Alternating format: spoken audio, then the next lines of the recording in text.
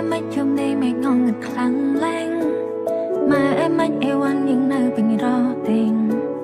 ម៉ែអើយមានរឿងអីមិនក៏ยังរន់កាញ់ម៉ែអើយមិនគេងកាច់កាស្រត់ទាំងភ្នែកម៉ែអើយមិនគ្រប់គ្នាគេខ្លាចស្រែយំយ៉ែម៉ែកូនចង់ទៅផ្ទះវិញកូននឹកពងពេក